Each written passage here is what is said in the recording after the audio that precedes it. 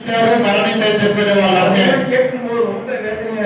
ఆ వార్తలు వింటున్నప్పుడు నాకు చాలా బాధ కలిగింది.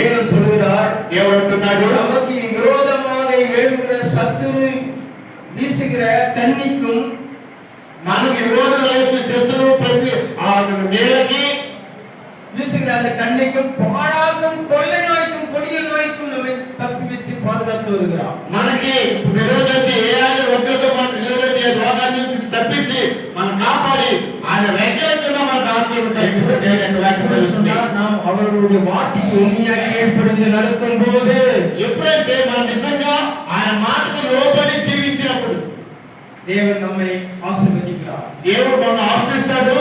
బలిష్టమైన రెక్కల చాటున మనకు ఆశీర్వదిస్తాడు. హల్లెలూయా హల్లెలూయా. వచనத்தை వాసింగ 10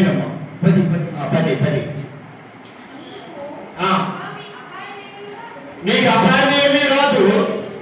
ఏ తెగులు నీకు సమీపించదు. హల్లెలూయా.